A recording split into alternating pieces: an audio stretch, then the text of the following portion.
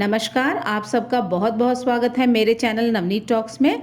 बच्चों, आज हम देखेंगे कक्षा 10वीं की पाठ्य पुस्तक जिसका नाम है स्पर्श। इस पुस्तक में एक कविता है जिसका शीर्षक है मनुष्यता। टर्म 2 एग्जाम में इस कविता से संबंधित प्रश्न भी पूछे जाएंगे। तो आइए देखते हैं इस कविता से संबंधित कुछ प्रश्न और उत्तर। मनुष्यता कविता से जो प्रश्न पूछे जाएंगे उनमें उच्च चिंतन क्षमता और अभिव्यक्ति का आकलन करते हुए भी प्रश्न हो सकते हैं। इसके साथ ही साथ कविता पर आधारित प्रश्न भी पूछे जाएंगे। आप लोगों ने भी टर्म 2 के लिए जो सैंपल पेपर्स सीबीएसई की तरफ से जारी किए गए हैं उन्हें भी आपने जरूर देखा होगा और ये महसूस किया होगा कि इस बार जो प्रश्न पूछे जा रहे हैं वो कुछ अलग तरह से हैं। इस वीडियो में भी इसी तरह के प्रश्नों को सम्मिलित किया गया है। इस तरह के जो प्रश्न हैं इनके उत्तर अगर आप एक बार याद कर लेंगे तो इस मनुष्यता कविता से चाहे किसी भी तरह का प्रश्न क्यों ना आए, आप अवश्य उन प्रश्नों के उत्तर लिख पाएंगे। तो आइए देखते हैं किस तरह के प्रश्न हैं इसमें। पहला प्रश्न है, आपने मनुष्यता कविता पढ़ी है। आज महामारी के समय आम आदमी बहुत कठिन दौर से गुजर रहा है। ऐसे कठिन समय में उदार व्यक्तियों ने मनुष्यता के उदाहरण प्रस्तुत किए हैं। अपने अनुभव से कुछ व्यक्तियों के उदाहरण लिखिए। उत्तर है मैथिली शरण गुप्त द्वारा लिखी कविता। मनुष्यता को पढ़ने पर यही ज्ञात होता है कि सच्ची मनुष्यता पूरी मानव जाति को अपना मानने, उसका हित करने तथा उसकी एकता को मजबूत करने में है। आज महामारी का समय हम सभी के लिए एक बुरे स्वप्न की तरह है। सभी का जीवन बहुत ही कठिन दौर से गुजर रहा है, लेकिन ऐसे समय में कुछ उदार व्यक्तियों ने मनुष्यता का ऐसा उदाहरण प्रस्तुत किया है जिसे भुलाया नहीं जा सकता। अस्पतालों में चिकित्सकों और कर्मचारियों ने अपनी जान की परवाह किए बगैर दिन रात मरीजों की सेवा की है। भारतीय सेना और पुलिस भी अपना काम पूरी जिम्मेदारी के साथ कर रही है। वहीं दूसरी तरफ बहुत सारी सामाजिक संस्थाएं भी लोगों का हाथ थामे इस कठिन समय में उनके साथ खड़ी हैं। सिनेमा जगत के कुछ अभिनेताओं ने भी इस महामारी में आम लोगों की बहुत मदद की है। इनमें सबसे पहला नाम आता है सोनू सूद जी का, जिन्होंने गरीब मजदूरों को उनके घर तक पहुंचाने की पूरी जिम्मेदारी अपने ऊपर ले ली थी। ऐसे ही लोगों को कवि ने उदार व्यक्तियों की संज्ञा दी है। दूसरा प्रश्न है, दुनिया भर में जाति, धर्म, रंग, वैचारिक भिन्नता है। ऐसे लोगों में असहिष्णुता का होना आम बात हो गई है। दुनिया भर में असहिष्णुता का जाल फैला है। सहिष्णुता की परिभाषा पर विचार करें तो जिस विश्वास और नीतियों को हम पसंद नहीं करते उनमें बाधा डालने की बजाय उसमें आनंद लेना ही सहिष्णुता है। मनुष्यता में कवि ने कहा है कि अतर्क एक पंथ के सतर्क पंथ हों सभी।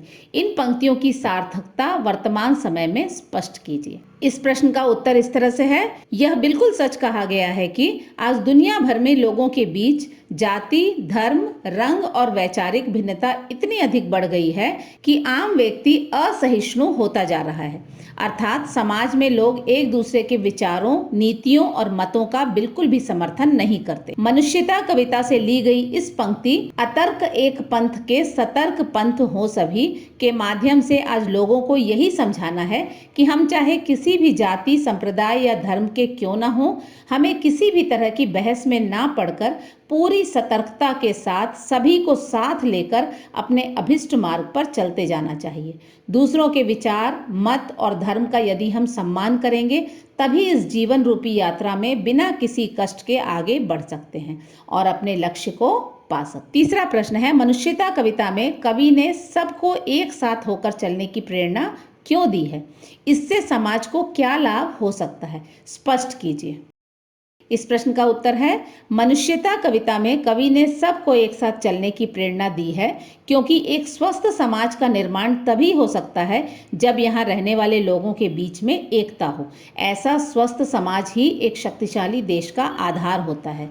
कवि कहते हैं कि मूल रूप से हम सभी प्राणी एक हैं। हम सब एक ही परमात्मा की संतान हैं। हो सकता है हमारे कर्म अलग अलग हों, रंग, रूप, जाति, धर्म से हम भिन्न हों, परंतु मूल रूप से हम एक ही हैं। हम में यदि एकता होगी तभी हम समाज का कल्याण, उत्थान और लोगों का कष्ट निवारण कर सकते हैं। चौथा प्रश्न है, मानवता के पथ पर चलने हेतु कौन कौन से गुणों को जीवन में सम्मिलित करना आवश्यक है? मनुष्यता कविता के आधार पर उत्तर लिखिए। उत्तर है, मानवता के पथ पर चलने के लिए मनुष्य में त्याग और बलिदान का गुण होना बहुत आवश्यक है। दूसरों का दुख दर्द समझना और परोपकार करना उसके व्यवहार में होना चाहिए। मानवता के पथ पर वही आगे बढ़ सकता है जो अकेले नहीं बल्कि सभी को साथ लेकर चले, जीवन में आने वाली बाधाओं को दूर करते हुए चले। मनुष्य को एक बात हमेशा ध्यान में रखनी चाहिए कि कभी भी जीवन में कोई ऐसा काम ना करे जिससे मानव मानव की आपसी एकता पर आंच आए, आपसी मेल जोल में कमी आए और अलगाव बढ़े। मानवता के पथ पर चलने के लिए मनुष्य में इन सारे गुणों का होना अति आवश्यक है। 5वां प्रश्न है, हमारे समाज में जो उदार व्यक्ति होते हैं, आप ऐसे उदार व्यक्तियों की पहचान कैसे करते हैं? मनुष्यता कविता में उदार व्यक्ति की पहचान बताने का क्या कारण है? उदाहरण सहित स्पष्ट कीजिए। इस प्रश्न का उत्तर है, हर युग में ऐसे व्यक्ति हुए हैं जिन्होंने मानव के कल्याण हेतु महान कार्य किए हैं। ऐसे व्यक्तियों को ही उदार व्यक्ति की संज्ञा दी गई है।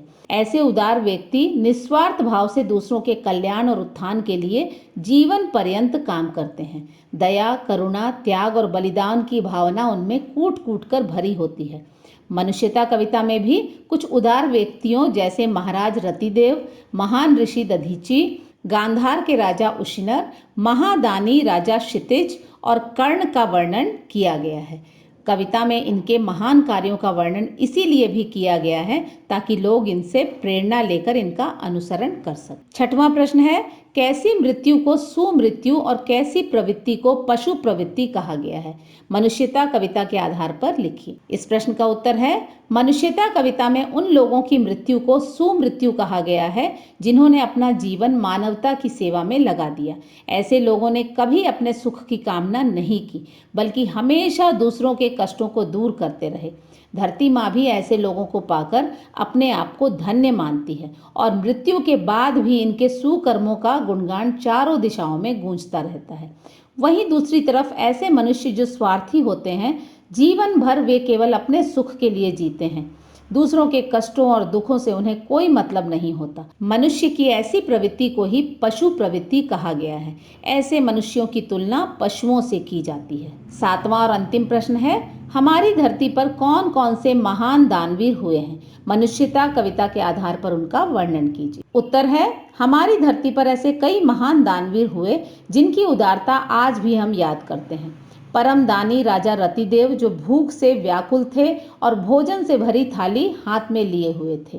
तभी सामने एक भूखे व्यक्ति को देखकर अपने भोजन का थाल उन्होंने उसे दे दिया। महान ऋषि दधीची ने देवासुर संग्राम में देवों का साथ देते हुए अपने शरीर की हड्डियों तक का दान कर दिया। महाराज उशिनर ने एक कबूतर के प्राणों की रक्षा के लिए अपने शरीर का मांस दान में दे दिया और महादानी वीर कर्ण ने ब्राह्मण के मांगने पर अपने शरीर का कवच तक उतारकर दान में दे दिया था।